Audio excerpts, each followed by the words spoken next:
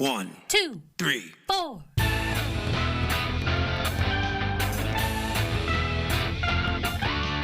Monster movie. Fun time, go! Monster movie. Fun time, go. Monster Movie. fun time. Go! Monster movie. Fun time, go. With Precious D and Honeybee. Fun time, go! Welcome to the show, everybody. This is Monster Movie Fun Time Go. I am Precious D. And I'm Honeybee. And today we are taking a look at 20 Million Miles to Earth. Dun, dun, dun. This is another Ray Harryhausen joint. Yes, it is. 20 Million Miles to Earth, 1957, black and white, 83 minutes. Directed by Nathan Warren? Don't know how you pronounce that name. Starring William Hopper, who was later on Perry Mason, Joan Taylor, who co-wrote Fools Rush In, Oh. which is my sister Amanda's favorite movie, and Frank I love that Paglia. They filmed this in Rome because Harryhausen wanted to take a vacation there. Oh, all right. Well, And they wanted to film it in color, but the budget was too small. Maybe if they hadn't gone to Rome, it could have been in color. The working title was The Giant Emir, and it's also been called Beast from Space. They abandoned that working title and cut any references to the Giant Emir from the final product. The Giant Emir is a figure from Norse mythology. okay. That is all I know about him. This title doesn't make any sense to me. Tell me, I was going to see if you checked and saw how many miles it was to Venus. Yes, I did. I have it somewhere. I knew you would. It, at its closest, I think it is farther than 20 million miles. I think it is 38 million at its closest. Oh. I know I checked 20, the number 20 just sounds good, right? Apparently. We do the Beast from 20,000 fathoms, 20,000 leagues under the sea, Yeah, 20 million miles to Earth. yeah. The part that bugs me, though, is just it seems like it should be taking place somewhere other than Earth, somewhere where they would need to go 20 million miles to Earth. Mm-hmm. Or if it had been 20 million miles from Earth, that something came 20 million miles. I don't know. I don't understand what you're saying. Yeah, I get it just seems Yes, like they yes. had a title and that they came up with separate from the movie. So the opening narrator says, "Great scientific advances are at times suddenly accomplished facts before most of us even something aware of them. Breathtakingly unexpected, for example, was the searing blast that announced the atomic age. Equally unexpected was the next gigantic something." I couldn't make out what he was saying. "When man moved out of his very orbit to a point more than 20 million miles to Earth." See that? Even in the opening narration, that makes no sense. Weird grammar in the opening narration. But we open up on a fishing village in Sicily. There is a couple guys in a boat with a kid who is obsessed with Texas. Yes, he is. And then a rocket crashes. Cowboy shit. I would say, as someone who lives in Texas, it's not all it's cracked up to be. Yeah. So this rocket crashes, and they all just start rowing away from it. And then in the boat with our main guys in it turns back because there might be people alive in there. They might need help. Yeah, there was one line here where he's like, there may be people, and then the other guy, he's like a little bit nervous, and he says, "What are we, children or men of the sea?" And I'm like, well, I mean, there's a child in your boat. That's true. That's true. But men of the sea have a code about rescuing people who are shipwrecked, and these guys are shipwrecked. So I think they did the right thing. Agreed. And I think it was a good lesson to teach the child. I just thought it was weird that he was like, "What are we, children?" And it's like, well, half of us, yes. Yeah. There's a great big hole in the ship. Maybe that has something to do with why they crashed. And two men enter, and there's lots of steam, and they find a dead astronaut. And they find a guy still alive with markings on his helmet that say U.S. Air Force. And I thought the first body could be an alien. Yeah, same. I couldn't tell if it was human or what was happening. And then all of a sudden it was just like, oh, okay, these are humans. Yeah, I thought this movie, like up to this point, we're like 7 minutes in here. We're like really kicking ass up until this point. Yeah, which it didn't ever like go like terribly wrong. Maybe a few times, but at this point though, I'm excited. Also, I had seen the movie poster, so I knew kind of what the monster was gonna look like or whatever. Will say he looked very spicy in the poster. I was like, okay, muscles. He's a spicy monster. I really like the design of this monster. Yes, same. This boy though, this little go ahead. If there were a toy, I would buy it. Yeah. Oh, the monster is great. He is great. Everything, even his like Hulk Hogan mustache type beard thing. I feel like the only thing I have to complain about the monster in this movie is the sound that he makes. Okay. And it's like a mixture of like an alarm, a woman screaming, and like some sort of well sound, like all mixed into one. It's just a horrible sound on repeat. But I think if you changed the sound to just like Hulk Hogan's like, hell yeah, brother, for this monster, kind of like I am Groot. You know how that's the only thing Groot can say? But the monster can only say, hell yeah, brother. It would have been a way better movie, just saying. Okay, I got distracted. Sorry. I went on a rant, a tangent. It's quite all right. So they find a guy alive and they pick him up and drag him out and then get him in the boat. And then Federico, I think is his name. Yeah, they call him Rico for short. Goes back in and tells Pepe to start rowing. But then he comes right back out because things start getting worse inside. So he has to get out, and he jumps out and swims back to the boat. And the spaceship sinks, but he is concerned that there must have been more than 2 people in there based on the size of the ship. And then we cut to some kind of HQ trying to monitor the ship, but they can't seem to find it or get any kind of signal. And all indications are she splashed somewhere right here. Oh, he's doing it. It's poor map work because I wrote down poor map work. I wrote down ghost map work because there's this moment where the general is like trying to find something on this map, and the doctor gets behind him and like puts his arm like around him but over his head, very much like a ghost, like when they're making the pottery in the movie Ghost. I was like, what the hell is happening right here, General Hackintosh? I did not notice that. Yeah, it was weird. I'm like, I didn't know if it was like a camera thing, like we need you both in this picture, or like what, but it was like, okay. Well, I just thought it was poor map work, because he just kind of waves in the general vicinity of where the thing must have crashed. But I didn't notice them getting all crazy. Yeah, it was very Patrick Swayze there, General. Wow. Sir. So it's a 2-star general and a doctor, and they talk about how they made it there and almost made it back, how they were so close. And a call comes in. They get a call telling them that the ship has crashed off of Italy, and they leave immediately. And we go back to the beach where they're taking care of the man. And the commissario comes in. He is the police commissioner of the little village. And Pepe, the kid, this kid. Pepe finds a canister on the beach, clearly labeled United States Air Force, Project S, and thinks it's a good idea to just take it. Open it. Go off where no one can see him. And open it up. And they mentioned that the town doctor is away for some reason.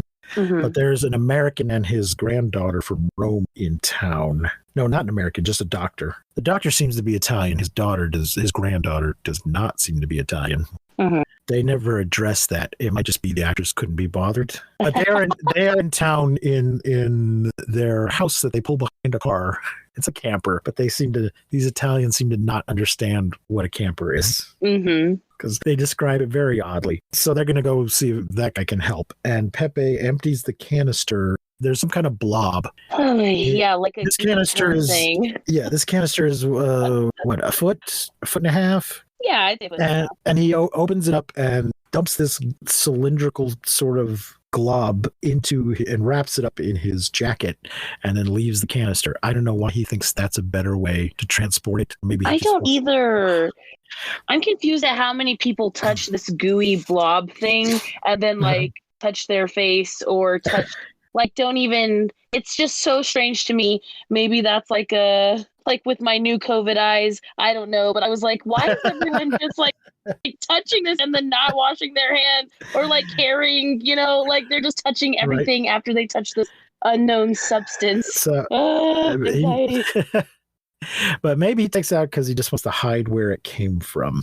But then we cut to Dr. Leonardo. They find him, and he is a zoologist. He can't help. But his granddaughter is almost a doctor. She can help. So she's studying to be a doctor, but maybe she still needs to do her internship or something. Yeah, she still has a year left for whatever reason. Yeah. So they run to the beach, and Pepe sneaks up and apparently has been selling stuff to Dr. Leonardo because he offers to sell him this thing. He wants 200 lira for it so he can buy a hat from Texas. And Pepe is a gangster about it too. He's not even going to show the zoologist. And he's like, money first. So let me make sure you got this money. He says, I don't know if it's something maybe in Italian, but he's show me your purse or something like that. Like, let me see money first. So I was like, yeah, get it, Pepe. He has done this before. He is a good salesman.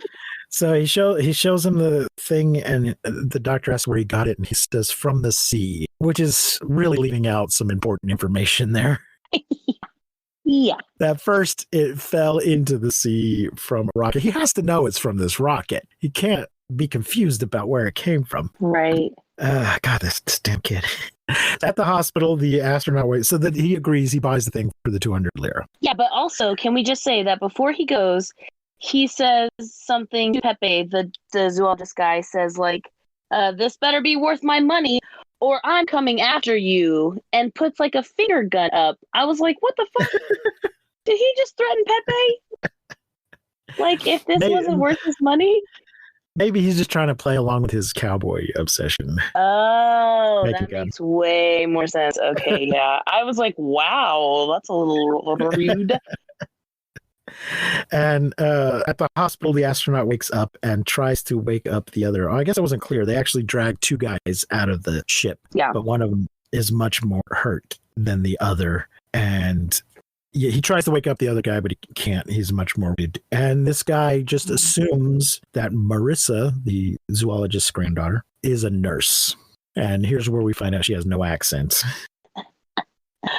So he tells us this other guy is Dr. Sharman, and that what he has is fatal. He's dead already. He's not literally dead, but he's, as good as dead. He's got some kind of growth going on his skin. But the first guy does not. So this astronaut knows that whatever his condition is, it's going to be fatal. And he asks, is the animal specimen all right? She doesn't know anything about that, so they think it must have gone down. And then the doctor dies, and Marissa injects the other guy, who we still don't know who he is at this point. But he does wake up for a second before he dies. Yeah.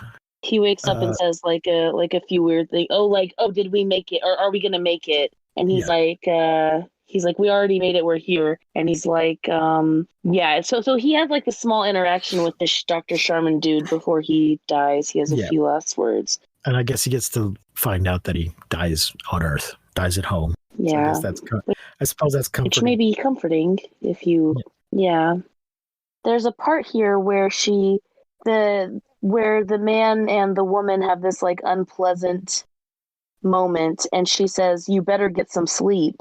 And I'm like, hasn't he been asleep? Yeah.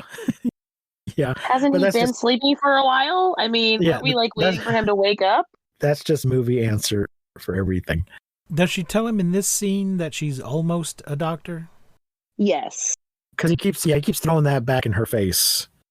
Yeah, because he says, listen, nurse. And she's like, I'm a doctor. Well, almost a doctor.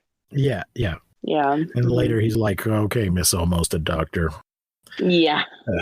Yeah, they have a very unpleasant relationship for a little bit, for a while, which actually I felt like really made the romance a little bit better, I guess. I don't know. You think? Well, I think it just made the storyline like more intricate. I don't know. Okay. That there was I some ended up progression. liking, yeah, like there was some like they have a moment where they like have a good open communication and like, oh, okay, like now we're gonna be human beings to each other. But I don't. So back at the camper, Marissa finds a little monster at 22 minutes and 20 seconds. Baby lizard arms. And- Right here, I was like, okay, Harryhausen, you've really done it in this one, old chap. So she yells for Grandpa. I wrote gloves. I guess he puts on gloves. Yeah, he asks, like, go get gloves. And tells that it came from Pepe. And Doctor, fascinated, and he grabs it and puts it in a cage Like you do. and gives it a blanket. Puts a blanket over like half the cage. Marissa says it's so ugly. She says it's so ugly yet frightened, as if you can't be both. Right. Like what? Like so ugly yet so frightened. Like she's surprised. I was squealing. This poor thing has no idea where it is. I know. But then they just go to bed. They're somehow able to do it like, oh my gosh, it appears to be a completely unknown life form that's humanoid. It's bipedal, standing upright, 2 arms and legs, 2 eyes. He nose looks out. kind of punk. He has like a mohawk, a mustache. And they're just like, okay, let's go to bed now. Because I would have been up all night studying this thing. And when they wake up in the morning, it has grown. I love this monster, y'all. He's so cute. They never give it any kind of name, though, do they? No, I called him Lizzie. Lizzie? Lizzie, I mean, I because guess- he's a little punk, you know. He's I a guess lizard he's of some sort. right. I guess he's a Venusian, technically. Oh. The doctor goes into town to question Pepe, who has already bought his hat. And he has a set of little wooden toy guns. I'm not sure if he had those before or not. I don't think so. But Pepe sees the doctor coming and hides. Uh-huh. And he's looking for Pepe. And they're like, well, no, don't know where he is. Maybe you can talk to him tomorrow. He's like, well, I'm leaving for Rome. And then the seaplane arrives with the general and Dr. Yule. And they go to meet Bob at the hospital. We find out the pilot is named Bob. Babo. Robert Bob. They congratulate him. They have a private talk in the commissario's office. And then we cut to night, and Leonardo is driving off. And the next thing we see, a guy from the Italian Department of State arrives. And this is when we find out that they have returned from Venus. And there's a little Abbott Costello schmuck shtick here with Did you say schmuck? Venice schmuck. A little Abbott Costello shtick where he thinks they're talking about Venice or Venetia, and he's like, no, Venus, the planet. And here's where I looked it up. The nearest to Earth is 38 million miles. Once again, Harryhausen can't count. He cannot count. But his animation skills at this point, what year are we, 1957, are really impressive. Yeah. I'll have to give it to him. This was definitely way better. They tell us the ship was crippled by a meteor, which I guess is where that hole came from. And something on Venus made them all sick. So there's 2 different problems going on here. There's the creature they brought back with them, but they also got sick while they were there. Mm-hmm. The canister's missing. They must find it. They need to study the specimen to return to Venus. They think by studying it, I guess, that they can figure out something about the disease. So that they can return safely without catching whatever it was. And they must return there because there are important minerals, things they can exploit. On Venus, Mhm. which you must do as soon as possible. And they need divers to go look for the canister. And then we cut to Leonardo still driving. And then back to the beach where a bunch of divers are wasting a lot of time because fucking Pepe already has the canister. Fucking Pepe. And he wants to talk to the fishermen. And he explains that they're looking for this canister. And they will offer a reward of 500,000 lira. And Pepe, being a little mercenary, pipes up. But he's worried that they'll take his hat. Mm-hmm. But he'll tell them, I don't understand this at all. Yeah, I'm not sure either. Maybe I guess because he just feels like he's going to get in trouble. Yeah, or because he got the money from the doctor. Like maybe if they like get the monster back, he has to give the money back. So he has to like give the hat back. That could be it. But he wants assurances they will not take his hat, and he will speak if they promise he can keep it. keep his hat from the great country of Texas. Because Pepe isn't money first. He's all about the business. Yeah, and so then this fucking kid tries to sell them an empty canister. He knows damn well that it's not the canister they're interested in, it's the contents of the canister. Come on. Yeah, the gooey turd you just carried around like it was nothing. Yeah. Everybody find a bag from the bank? Yeah, here it is. Well, where's all the money that was in it? Oh, you just said a bag from the bank. Ugh. Asshole. So he tells them that Dr. Leonardo has the contents. And then the general pays him. Yeah, he does. The general seems happy with this transaction. Oh, this is where he called it a truck with a house that follows like a goat. Is how they describe the camper. Yeah. Jeez. I'm pretty sure they have campers in Italy. So the general pays Pepe and they race to catch Leonardo. And the canvas has come loose from the cage and they go to adjust it. Leonardo thinks the creature is a mutation or throwback. He doesn't understand it's an alien. And he has not made the connection to the fucking spaceship. Mm-hmm. He just thinks it's unrelated Earth mutation. Ugh. Yeah, what a coincidence. So as they're adjusting the tarp, the creature grabs Marissa, and it's You mean Screamy McScreamyson? Yeah, it's man-sized now, and grabs her through the cage. I think this part must have been just a guy wearing a suit of some sort. Just a sleeve. Yeah. And once it gets out, it's a stop motion again. But I think to grab her through the cage, it was probably just a thing.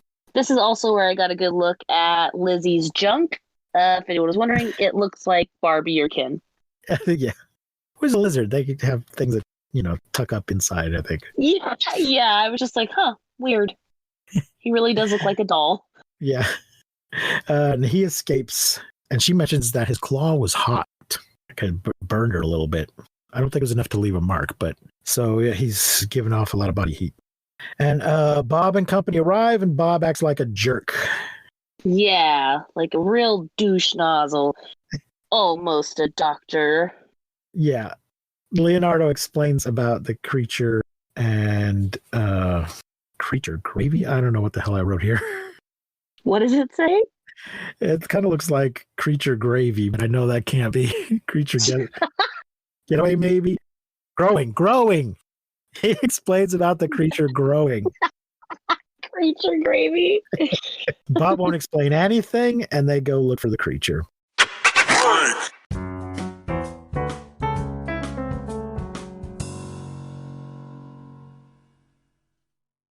At the farm, it scares some horses and sheep.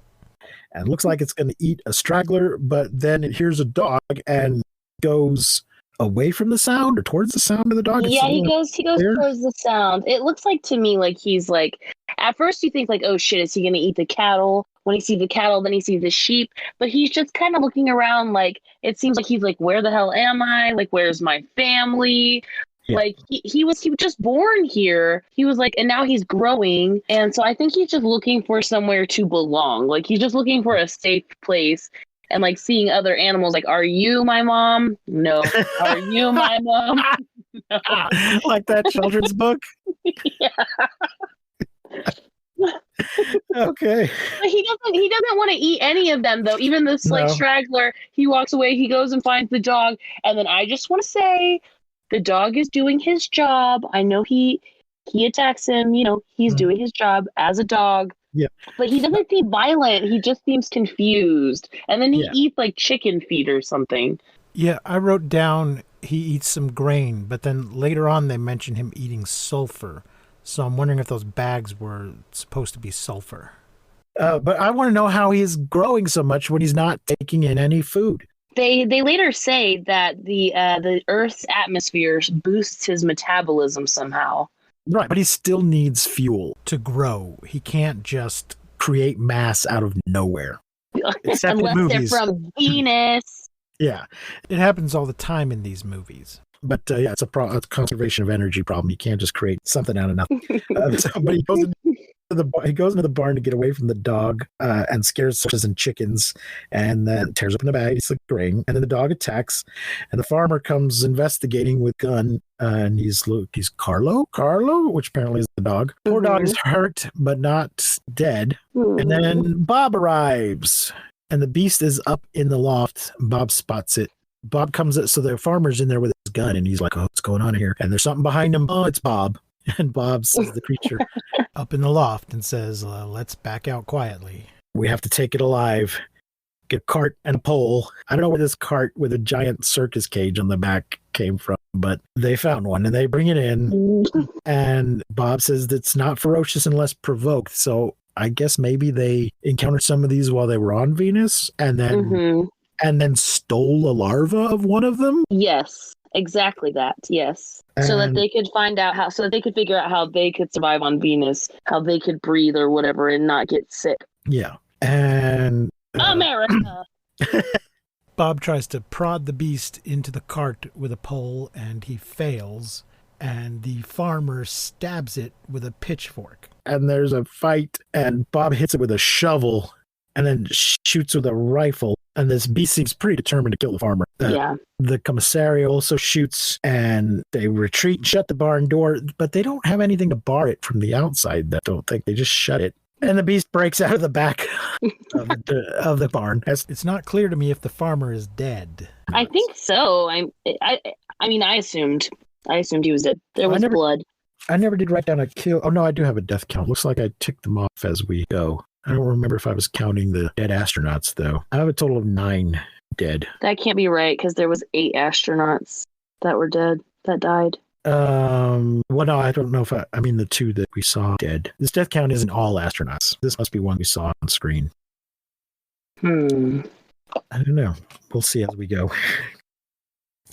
Let's see. Looks like they took him to Marissa, the doctor. The almost doctor, baby. I guess they took the farmer to Marissa because she's fixed him up and then wants to change Bob's bandage. And is a little bitchy about it, which we can't blame her. We can't blame her. Yeah. But then apologizes, and then Bob admits that he is the one that should be apologizing. He says, if that's an apology, it's heading in the wrong direction. I should be apologizing to you. And he wants to take her out to dinner when this is all over. And they have a cute little moment with the bandage, and he talks about candlelight or whatever smooth talk he's got. So this is where I have the creature notes say creature eats sulfur, and there's sulfur near Sicily. I don't know whose notes say that. I guess the doctor that died, Dr. Sharman's notes. At the commissario's office, we're told that the Italian government is no longer going to cooperate because it hurt an Italian, and we just can't have that, so we're gonna fucking kill it. And they have a big argument at the commissario's office. And we're told that the creature is susceptible to electrical shocks. Give me a helicopter and paratroopers, and we can drop an electrical net on it. I think this is Bob's idea. Yes. And they tell him, well, okay, you can try that if you can do it before anybody else gets hurt. And we see police with dogs tracking the creature and copters getting prepped. And one of them has a net that's going to just hang for the copter. The beast is even bigger at this point, and they chase it to a waterfall. The police shoot it, and they use a flamethrower. It sets bushes on fire. Yeah. And the creature's at the sulfur pits. And the helicopter drops some sulfur as bait. I don't know why that's going to work if he's already at the sulfur pits. Why is your little pile of sulfur going to help? Yeah, and why are you setting everything on fire?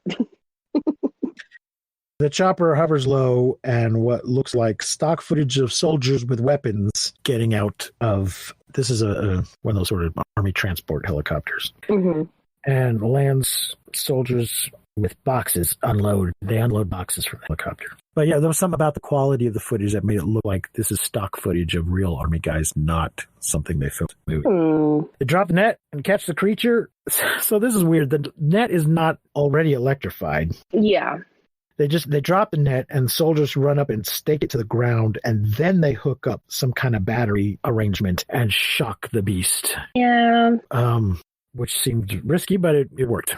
Yeah, they only had one shot, and they did it. Cut to the American embassy. There's reporters. They're having a big press conference. Yeah, we find out that Izzy is in a fucking zoo.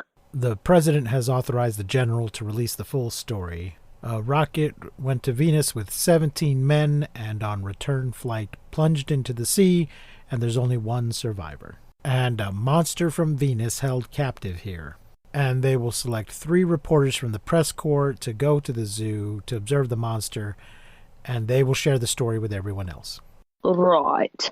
And they also mention they need to study to be able to study the creature to be able to survive on Venus. So at the zoo, the reporters see the creature and they talk about it growing because of Earth's air. And Dr. Which he's like snoozing here. Whenever they first said that he was in the zoo, I imagined like little snot-nosed kids like smooshing their little faces on glass and like looking at the creature, but he's like in some sort of like lab and being studied just to clear that up. Right. He's strapped down to some giant table. So maybe they just thought the zoo's medical facilities would be able to deal with something that big. Yeah, maybe so. I also like right here how they made sure that the monster, even though he's like strapped down, like his chest is moving.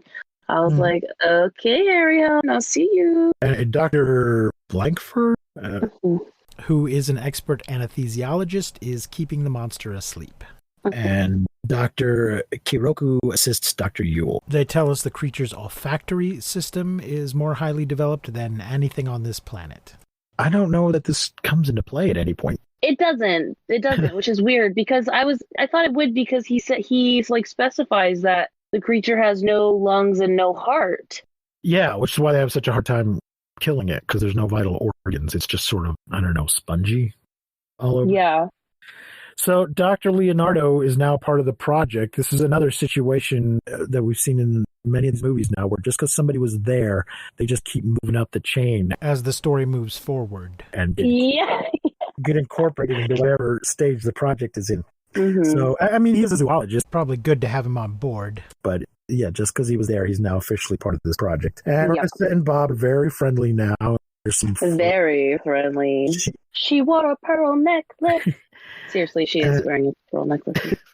She says something about her latest nightmare about dark cafe. He said something earlier when he was talking about taking her out about a dark cafe and candlelight.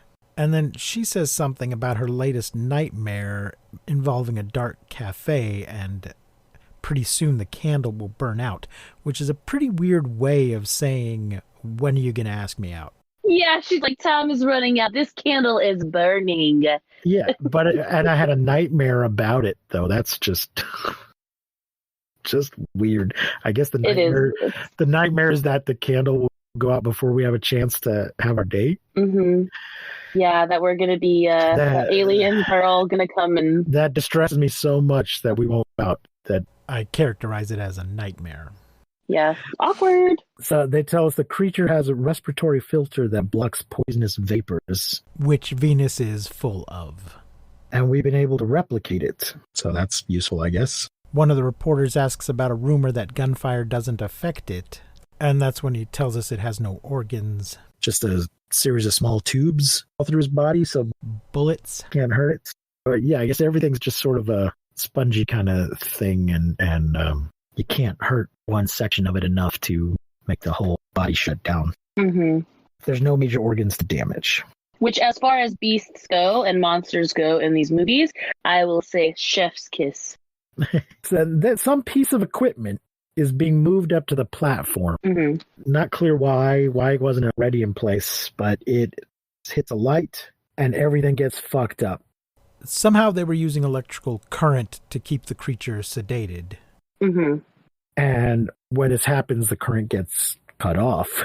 Yeah, and he starts groggily waking up. And the power's gone everywhere outside. Or outside, I think he's saying, let's get outside.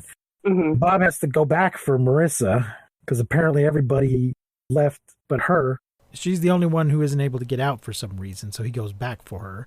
And the beast breaks out, breaks through a wall, just Kool-Aid Man's through it. Oh, yeah. And somebody yells, "Get that elephant out of there." But the elephant is ready for a fight.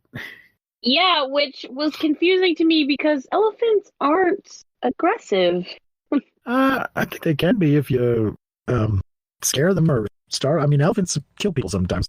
Well, I mean, because of their size, sure. But it just was weird that the elephant was like, yeah, let's go. Right. And yeah, he just like, hell yeah, brother. Charges right at him and they fight. And the real elephant turns into a stop motion elephant so that they can fight. And some reporter moves in for a picture. And he and the zookeeper are crushed by the falling elephant. So there's two of our deaths right there. Get these people out of here. And there is just Panic at the Zoo. My favorite band, Panic at the Zoo. What's your favorite band? Yes, that's my favorite band. Panic at the Zoo. Good to know. The fight moves into the street. Bob calls in for help. Uh, I wrote lots of makeup. I noticed during this phone call, we get a close-up of Bob's face, and he is wearing a lot of makeup. Ooh, Bobo. just noticed it, like Star Trek levels of makeup. Damn it. The general says, get reports back to me if you can, and then orders tanks and artillery immediately. And there's more fight, more panic. Some people running past when they should be going the other way. Yeah. Did you also think to yourself in this moment, like, we already know how to catch Lizzie because we already did it in a few scenes ago?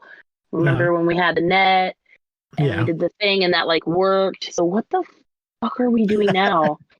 Running around like we don't know how to do this. Second of all, I thought that the monster looked way bigger on the table. And then, like, through this whole, like, elephant fight, I'm realizing, like, sure, an elephant's big, but I don't know. I just thought he was bigger. Well, and this guy was like, oh, I mean, in a lot of these movies, they're inconsistent with the size of the creature. yeah.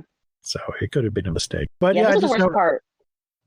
I just noticed there were people running from the left of the screen to the right of the screen past the monster when they should have just been running the other direction. Away from it. Yeah. If they had just run the other direction, they wouldn't have had to go past it. So that was just, I don't know, some weird blocking. Beast bites the trunk and the neck of the elephant. Is he dead? Almost. He's still breathing. So it looks like the elephant survives. Doc takes Thor to embassy. That makes no sense. I don't know, but at this part, after the elephant, Marissa? Yeah. She runs up to the guy, to Bob, and says, it's on one of the side streets. And he says, yeah, I know. I can hear it. Oh, like, wow, you guys are so awkward. So the beast is tearing shit up, and Bob rams it with a car and then runs and hides and runs around and calls in to report. And it disappeared into the Tiber. Yeah. Will hand grenades force it out? It's worth trying. So there's a unit across the street from you. So then we see soldiers on the bridge throwing grenades into the river, 2 locations, and Bob and the general are talking, communicating. And the beast pops up out of the water and roars, and the soldiers run. It's even bigger now. Surprise, shouty! It's even bigger now. And then it starts pushing up from under the bridge and cracks up the bridge. And Yeah, heads and towards at this part, this guy gets out of his car. This guy opens the door and he says, "What?" Like, it's just this one small part, just one guy getting out of a car, like, "What?" And then, like, next moment, it's hilarious. It's headed towards the Colosseum, which is a thing we like to do in these movies, have the monster go to a landmark of some kind so they Of can course. so they can tear it up. The soldiers at the Colosseum. Beast comes, shoot, no good. There's a Pew, pew, pew, pew. tank with a flamethrower. Beast knocks down some columns. The soldiers hit it, but it's no good. Beast climbs the Colosseum, and then they lose track it in the Colosseum, and they can't find it until the beast throws some stones. I think he hits somebody with a stone. Yeah. Bob acquires a bazooka, misses 2 times, 3 times. Bazooka Bob, get your shit together. Beast is at the top of the Colosseum. Tanks and guns, but everyone just waits. And he takes down 2 men with 1 stone. We get not quite a Wilhelm scream. And a big gun shoots him and seems to have some effect. And Bob finally hits it with the bazooka. Beast falls down. Oh, I'm hit. It starts to fall. Tank shoots and breaks off a piece of the wall. And then the beast falls to his death. And it does seem to be about King Kong's size at this point when it hits the ground. Bob and Marissa go to each other. And They Dr. see Yule, each other from across the street. yeah, Dr. Yule says, why is it always so costly for man to move from the present to the future? the end. The end. I don't know that that's the best closing line. They were trying to be very poignant, but I don't think it's the best one we've had so far. Yeah, I was going to ask, does this movie have any, like, political agenda the way that King Kong was rumored to have or has? Do you know? We talked about how it was like it was maybe a symbol of like aggressive, hairy black men. And did this movie have any sort of like that? I don't think so, because he is very lizard-like. So, I mean, he's sort of man-shaped, but he's not the same kind of coating that. Yeah, that's what I'm asking, I guess. The reason I ask is because I saw a review for this movie, and someone had made a thing like, hard to ignore the, man, I wish I would have saved it. Hard to ignore the, I don't know what words they use, but it was like political, like the undertones, like the symbolism. I guess you could argue that he presents immigrants since he comes here from somewhere else, although he is brought here against his will. Yeah. And he's brought to Italy, not to America. Right. I wasn't sure. And the only reason, right. And the only reason it's set in Italy is because Harryhausen went on a vacation, not because Italy is some, political statement made about Italy.